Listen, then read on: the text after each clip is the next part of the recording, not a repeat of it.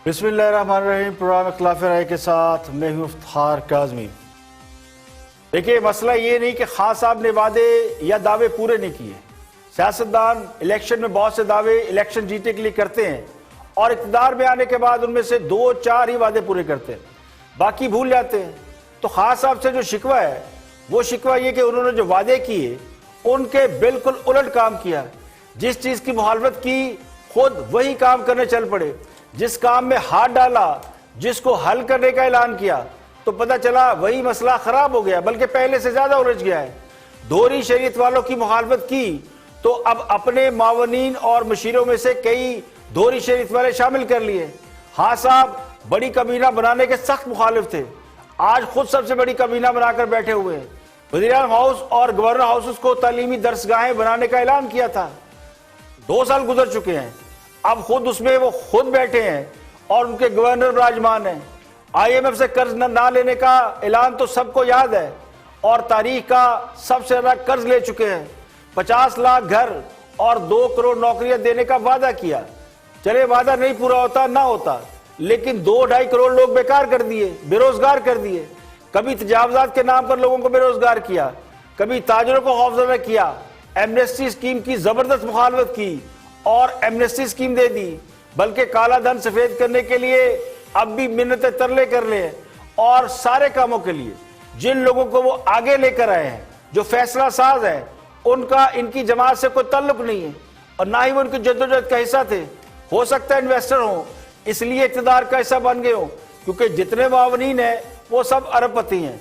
लेकिन असल तकलीफ हाँ साहब के यू टर्न लेने से नहीं है, बल्कि असल मामला ये है जिसकी वजह से लोग उनसे शिकवा करते हैं कि जिसकी मुखालफत की उन्हीं के नक्शे कदम पर चल रहे हैं। सवाल चना जवाब गंदम, यानी हुक्मरान जमात से उनकी कामयाबी के बारे में सवाल पूछें, पॉलिसी पर सवाल करें तो जवाब मिलेगा पिछले ये कर गए, फलां कर गया, साहब का हुकूमत ये कर गई। यानी 2 साल बाद भी ये हालत है कि अपनी कामयाबी बताने की बजाय पिछलों का मातम है और रटा हुआ सबक सुनाने की इतनी आदत हो गई है आदत हो गई है कि दूसरे को बोलने की इजाजत नहीं, कि जो मैं कह रहा हूं बीच में मुझे टोकिएगा मत। हारजा पॉलिसी में जो सबसे अहम रोल होता है वो स्टैब्लिशमेंट का होता है और फौज का बहुत बड़ा स्टेक खारजा मामलात के हवाले से सबको मालूम है। जो 2-4 तब्दीलियां हुकूमत अपने खाते में डालने की कोशिश कर रही है वो दरअसल फौज के मरखून मिन्नत है। अब कश्मीर की पॉलिसी पे जिसपे हुकूमत बहुत क्रेडिट लेती है, उसके बारे में जो आम तासर है, पब्लिक जो इंप्रेशन है, पब्लिक ये कहती है कि कश्मीर हमारे हाथ से निकल गया। अब ये तो मोदी की अपनी गलतियां हैं कि उसने कश्मीर का स्टेटस बदला लेकिन हालात को नहीं संभाल सका। इसके बावजूद ये कहना दुरुस्त नहीं है कि भारत आलमी सतह पर तनहा रह गया है।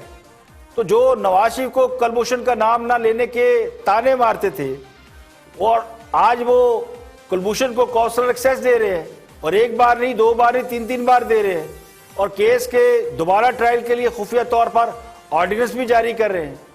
अफगानिस्तान से भारत का पत्ता कटना और ईरान की तरफ से भारतीय मंसूबों से हाथ खींच लेना, ये चीन की वजह से हो रहा है। यानी अगर भारत किसी जगह पे नाकाम हो रहा है तो वो 2-3 महाज ऐसे हैं जहां पीछे चाइना खड़ा है। चाइना ने ईरान से एग्रीमेंट करना था तो शर्त रखी, भारत को आउट करा दिया। इसके बाद चीन और ईरान करीब आ गए हैं, अफगानिस्तान भी चीन की तरफ देख रहा है, तो वहां से भी बहुत सी चीजें हो रही है। तो प्रॉब्लम खुद इंडिया की गलतियां हैं, जिसने समझ लिया था कि हमने पाकिस्तान को दबा लिया है, अब चीन को दबा लेंगे, तो इस गलत फहमी ने उन्हें मरवा दिया है। तो जिनका क्रेडिट है उनको मिलना चाहिए और वो मिल रहा है। इससे बड़ी इस्लाहात और क्या हो सकती है कि आधा पाकिस्तान माफिया की लपेट में आ चुका है। हुकूमत जिस चीज की कीमत कम कराने का कहती है वो महंगी हो जाती है, कानूनी कार्रवाई की धमकी दे तो मार्केट से बिल्कुल गायब हो जाती है। तो ये है इस्लाहात। हुकूमत के साथ मुशीर और मावनीन अरबों रुपए के एहसासों के मालिक है और आवाम को पेट पर पत्थर बांधकर जीने के मशवरे दिए जाते हैं। 2 की जगह 1 रोटी खाने और अंडे बच्चों के कारोबार करने के मशवरे दिए जाते रहे। तो अरबपति आवाम के लिए लंगर खाने और पनाह गाहें तो बनाते हैं, लेकिन लोगों की गुर्बत दूर करने का कोई प्रोग्राम नहीं रखते। जो अमीर है वो गरीब होता जा रहा है, جو غریب ہے وہ اس سے غریب کیا جا رہا ہے، تو ملک قرضوں کے نیچے دھستا چلا جا رہا ہے اور وزراء وہ امیر ہو رہے ہیں۔ یہ کل بھی رونا تھا اور آج بھی یہی کہانی ہے۔ تو اصلاحات کا عالم تو یہ ہے کہ پی آئی اے دنیا بھر میں رسوا ہو گئی، پائلٹ بھی رسوا ہو گئے، رشوت و کرپشن کے ریٹ پہلے سے بڑھ گئے، یہ خود پی ٹی آئی کے لوگ کہتے ہیں۔ کوئی ایک ادارہ ایسا نہیں جس میں اصلاحات متعارف کرائی گئی ہو، الٹا سب کے گلے میں بدنامی کے طوق پڑ رہے ہیں۔ یہاں پہ لیں گے ایک بریک، اور بریک کے بعد واپس آئیں گے اور بھی ہم موضوعات آپ کے ساتھ شیئر کریں گے۔ حکومت نے ٹیلی ویژن کی لائسنس فیس بھی بڑھا دی ہے، اور اس کے علاوہ اور بھی ہم موضوعات ہیں۔ کرونا کے حوالے سے بھی اہم خبریں ہیں، اس پر ایک سروے رپورٹ ہے حکومتی اقدامات پر کرونا کے حوالے سے لوگ کیا کہتے ہیں۔ ایک بریک کے بعد جب واپس آئیں گے تو آپ کے ساتھ شیئر کریں گے۔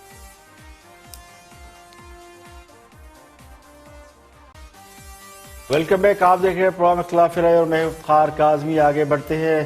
ان دنوں این آر او کا بھی بہت چرچا ہے، لیکن این آر او پہ بعد میں بات کریں گے، لیکن سب سے پہلے بات کرتے ہیں اعتزاز احسن، جنہوں نے ایک دعویٰ کیا ہے۔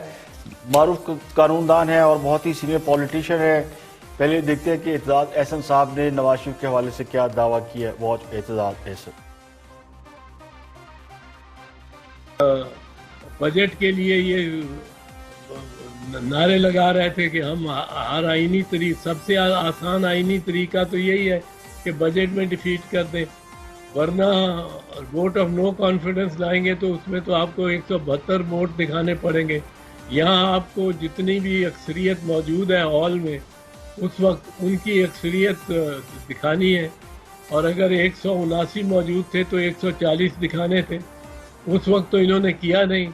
تو یہ انہوں نے دو ٹیمیں رکھی ہوئی ہیں، ایک ٹیم ہے جو چلا رہی ہے کہ بہت غلط ہو رہا ہے، اور عمران خان کو یہ یہاں تک کہتے ہیں کہ جی اس کو گرفتار کرو تو اس کا مطلب تو ہوا کہ مارشل لاء لگا دو۔ 2 دفعہ وزرائے اعظم گرفتار ہوئے ہیں، ایک دفعہ شہید بھٹو اور ایک دفعہ نواز شریف، دونوں دفعہ مارشل لاء لگائے۔ تو یہ تو اس قسم کی باتیں کرنے کی تو ایسی بات کرتے ہیں، اور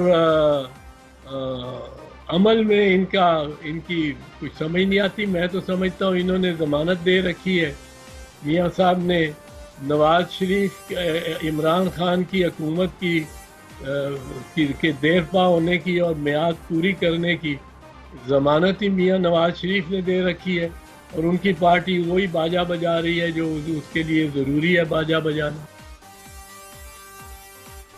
ہاں، سب تو یہ فرمایا کرتے ہیں کہ وہ کسی کو این آر او نہیں دیں گے اور کسی کو نہیں چھوڑیں گے، اور اعتزاز احسن صاحب یہ دعویٰ کر رہے ہیں کہ نواز شریف نے خان صاحب کی حکومت کو مدت پوری کرنے کی ضمانت دے رکھی ہے۔ اس کا مطلب یہ ہے کہ مدت اقتدار پوری کرنے یا حکومت نہ گرانے کی شرط پر ہی نواز شریف کو باہر جانے کی اجازت دی گئی۔ اگر اعتزاز احسن صاحب کی بات تسلیم کر لی جائے، کیونکہ اعتزاز احسن بہت معتبر اور سنجیدہ انسان سمجھے جاتے ہیں، اس لیے ان کی صداقت کو جھٹلایا نہیں جا سکتا، ان کے اس دعوے کو مان لیا جائے تو پھر تو یہ خان صاحب پر ایک بہت بڑا الزام ہے اور چارج شیٹ ہے۔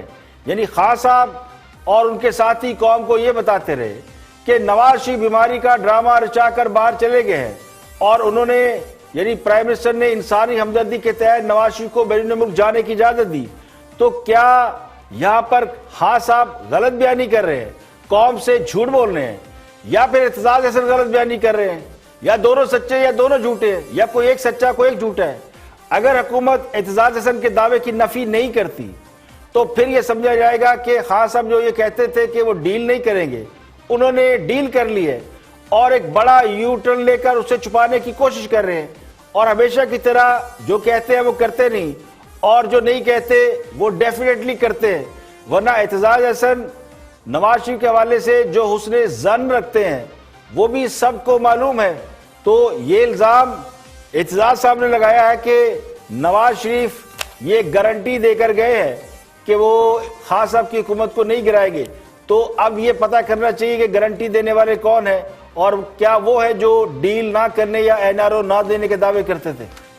اور سب سے پہلے بات کر رہے ہیں ثنا بچا، تجزیہ نگار ہے، خود اینکر پرسن رہی ہیں، ملکی سیاسی حالات کے اوپر اپنا تجزیہ دے رہی ہیں۔ واچ ثنا بچا۔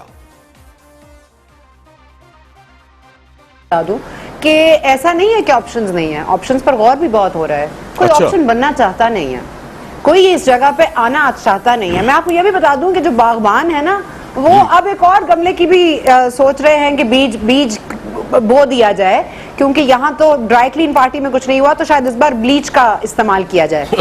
تو شاید بلیچ کر کے لوگوں کو اتنا صاف کر دیا جائے کہ کرپشن بالکل ہی ختم ہو جائے. تو میں آپ کو بتا دوں کہ مایوسی صرف میڈیا میں نہیں, مجھ میں نہیں, ایاز صاحب میں نہیں, مایوسی باغبانوں میں بھی ہے, مایوسی تو ان میں بھی ہے جن کو آپشن سمجھا جا رہا ہے اور جن سے بار بار بات کی جا رہی ہے, لیکن ٹس سے مس ہو نہیں رہا معاملہ, کیونکہ اس وقت کوئی ذمہ داری کو لینے کو تیار نہیں ہے, اور سب چاہتے ہیں کہ اس بار ہو لینے دیجئے جو اس ملک کے ساتھ ہونا ہے. لیکن وہ بھی غلط کر رہے ہیں, کیونکہ اس ملک کو واقعی کب کہاں تک کس نہج پہ ہم لے جا کر سنبھالیں گے.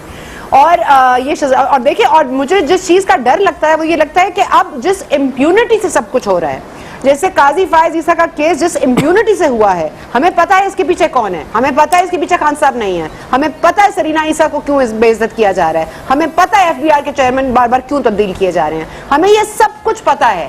ہم کہہ نہیں سکتے, ہم ڈر سکتے ہیں, لیکن اس ملک میں جس امپیونٹی سے اب اپنے حقوق کا استحصال ہم ہوتے ہوئے دیکھ رہے ہیں اور آگے دیکھیں گے, مجھے اس وقت سے خوف آتا ہے, کیونکہ جو استحصال یہ ہمارا کر چکے, اس سے مزید آگے کنواں پیچھے کھائی اسے ہی کہتے ہیں.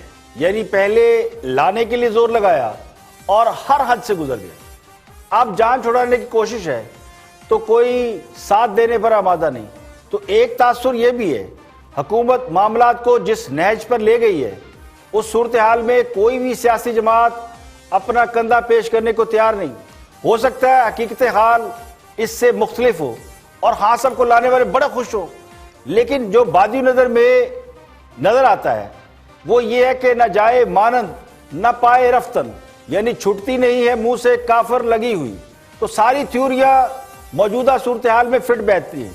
ایک بار چوہے شجاع نے کہا تھا کہ ایسا نہ ہو کہ وزیر اعظم ڈھونڈ رہے ہوں اور کوئی وزیر اعظم ہی نہ ملے. لیکن میرے نزدیک صورتحال اتنی خراب نہیں ہے.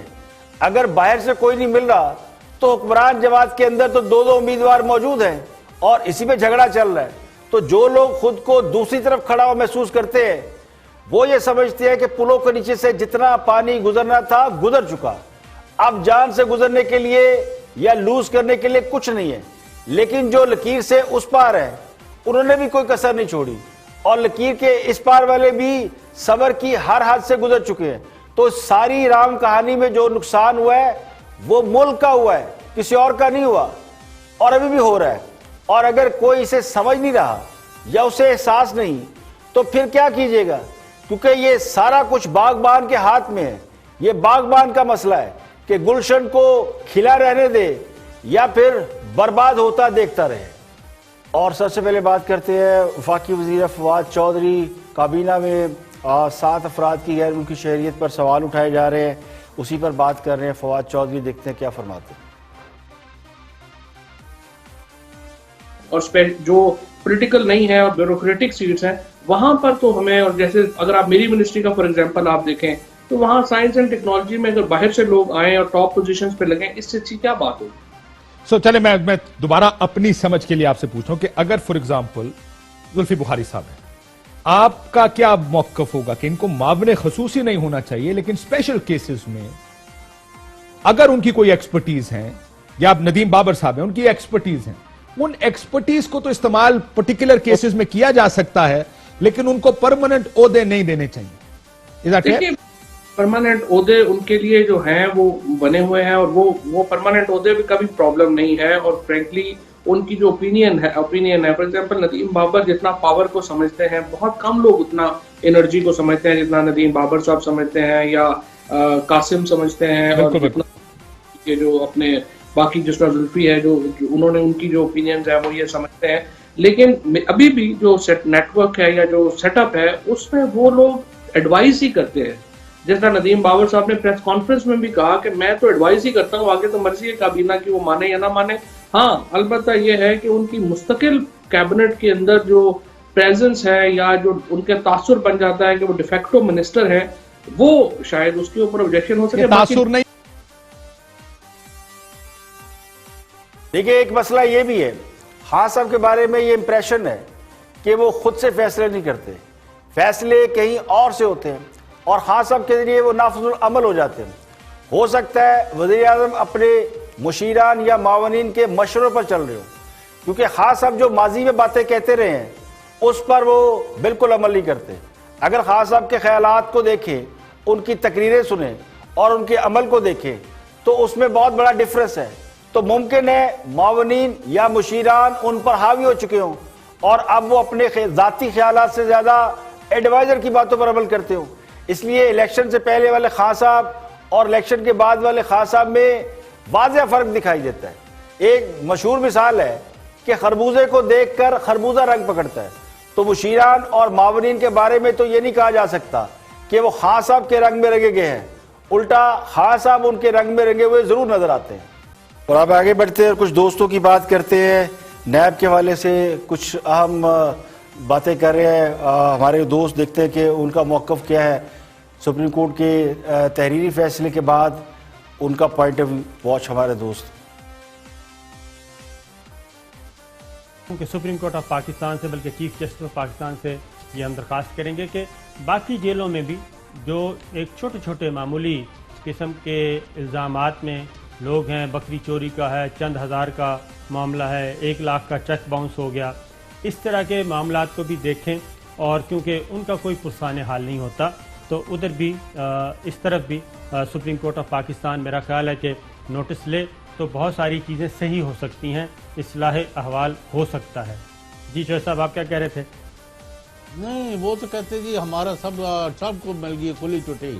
اصل میں پرابلم ہے ماسوائے عمران خان کے تمام سیاسی جماعتیں اور ان کی حکمران جماعت سب اس پر متفق ہیں کہ یہ جو عدالتیں ہیں اور یہ جو ایف آئی اے ہے اور یہ جو نیب ہے اور دوسرے ہیں، ان سب کے اوپر تالا ڈالا جائے اور ہمیں مطلب لوٹ مار کی کھلی چھٹی بلکہ بونس اور الاؤنسز دینے چاہیے کہ جو جتنے ارب زیادہ لوٹے گا اس کو 7, 10, 20 ارب روپیہ حکومت کی طرف سے بھی دیا جائے گا کہ آپ جیسا ذہین اور پاکستان میں قابل سپرد اور کہاں نہیں مل رہا ہے.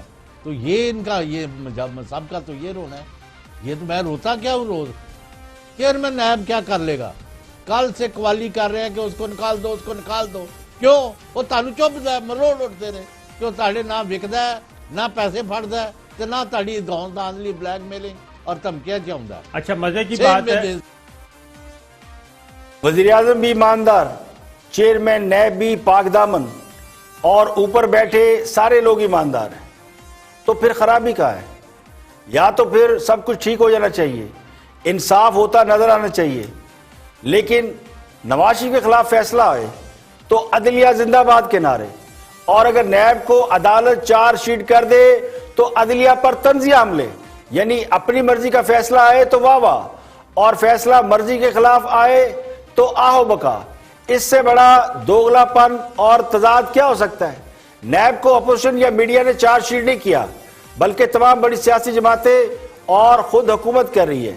عدالت نے اس کا کچا چٹا کھولا ہے، اور جس ادارے کے بارے میں عدلیہ اپنے فیصلے میں یہ لکھ چکی ہے کہ وہ سیاسی انجینئرنگ کے لیے استعمال ہوتا ہے، اس کے باوجود اگر وہ ادارہ کام کرتا رہتا ہے اور عدلیہ کی رائے کے برخلاف چلتا ہے تو اس سے بڑی ہٹ درمی اور کیا ہو سکتی ہے؟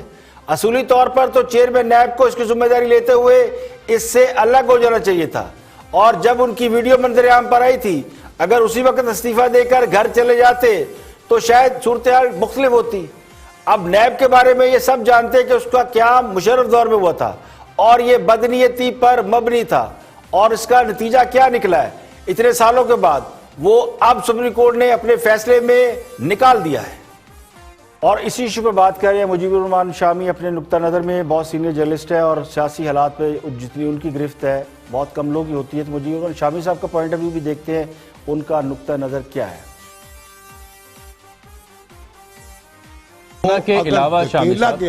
کرونا کے علاوہ دیکھیں نا کہ جو ٹاپ لیڈرشپ ہے اس کی عدم دستیابی بوجود بیماری یا کسی اور وجہ سے، اور پھر مقدمات آپ نے خود بھی ذکر کیا، پھر کرونا کا آپ نے تیسرا فیکٹر پیش کر دیا. تو ان 3 بڑے ڈس ایڈوانٹیجز کی بنیاد پر اپوزیشن کے پلڑے میں کیا باقی رہتا ہے جس کی بنیاد پر وہ کوئی خاطر خواہ مؤثر کوئی ایجنڈا ایک نقطے پہ آ سکیں یا کوئی تحریک کر سکیں؟ دیکھیے، اپوزیشن کو ایک نقطے پر لانے کی کوشش نہیں کرنی چاہیے. حکومت کو اس کے ساتھ بیٹھ کر ان کی گریونسز دور کرنے چاہیے، مذاکرات کرنے اصول پسندی کی بات ہوگی نا کرنی چاہیے. میں تو عرض کر رہا ہوں کہ اپوزیشن خود کیا صرف اپوزیشن جو ہے وہ کسی ایک نقطے پر خود سے یہ تمام پارٹیاں ہو سکتی ہیں آ سکتی ہیں، اور کیا نقطہ ہو سکتا ہے؟ اپوزیشن وہ نقطہ یہی ہوگا کہ گو عمران گو، اس ایک نقطے پر وہ اکٹھے ہو جائیں گے. اور پھر حکومت، دیکھیے حکومت قائم چاہے رہے چل نہیں سکے گی. ہر روز کہیں ہنگامہ ہوگا، کہیں ہڑتال ہوگی، کہیں مظاہرہ ہوگا، کہیں پہیہ جام ہوگا، کہیں گرفتاری ہوگی، کہیں نعرہ ہوگا. پہیہ جام، ہڑتالیں، مظاہرے، احتجاج کرنا ہو تو اپوزیشن کو متحد ہونے کی ضرورت نہیں. پیپل پارٹی اور مسلم لیگ نون اپنی اپنی جگہ پہ دونوں نیشنل لیول کی جماعتیں ہیں. وہ الگ الگ بھی باہر نکلے تو حکومت کو مصیبت میں ڈال سکتی ہیں. آج پیپل پارٹی اگر احتجاج کا اعلان کر دے تو وہ اکیلی کافی ہے، اور پی ایم ایل این اگر اعلان کرے تو پی ایم ایل این بھی بڑی جان میں ہے. لیکن سوال یہ ہے کہ کیا اپوزیشن واقعی حکومت کو گرانا چاہتی ہے، یا انہیں محض ٹف ٹائم دینا چاہتی ہے، یا محض اپنی سیاست کو زندہ رکھنے کے لیے احتجاج کا ڈھونگ کر رہی ہے، یعنی ڈرامہ کر رہی ہے. مسلم لیگ نون پنجاب کی سب سے بڑی پارٹی ہے اور سب سے بڑا ووٹ بینک ہے ان کا. قومی سطح پر بھی اس وقت آن ریکارڈ دوسری بڑی سیاسی جماعت پی ایم ایل این ہے. اگر ایک جماعت اپنے قائد کی گرفتاری میں باہر نہیں نکلی تو اس سے کسی تحریک کی توقع کرنا میرا خیال ہے کہ بیکار ہے. پیپل پارٹی اور مسلم لیگ نون دونوں اگر مولانا فضل الرحمان کے ساتھ کھڑے ہو جاتے تو آج سیاسی نقشہ تبدیل ہو چکا ہوتا. میرا گمان یہ ہے کہ اپوزیشن کو یا تو گرفتاری اور مقدمات کا خوف ہے جس کی وجہ سے وہ بھرپور طریقے سے حکومت کے خلاف ایک نہیں ہو رہے. اس میں ذاتی مفاد بھی ہو سکتا ہے اور سیاسی حکمت عملی بھی ہو سکتی ہے جو میں نے پہلے بھی آپ کو بتائی. لیکن دونوں صورتوں میں اپوزیشن محض اپنا وجود برقرار رکھنے کے لیے تھوڑی بہت ٹھک ٹھک کر رہی ہے. تو عید کے بعد اے پی سی بلانے کا مطلب یہ ہے کہ اگلے 3-4 ماہ تو گئے، عید کے بعد محرم، پھر سفر، اور ابھی کرونا ختم نہیں ہوا. تو جب سب کچھ اس طرح چل رہا ہے تو پھر حکومت کو کیا پڑی ہے کہ کسی اپوزیشن کے تحفظات دور کرے جو خود ہی ڈری سہمی بیٹھی ہوئی ہے.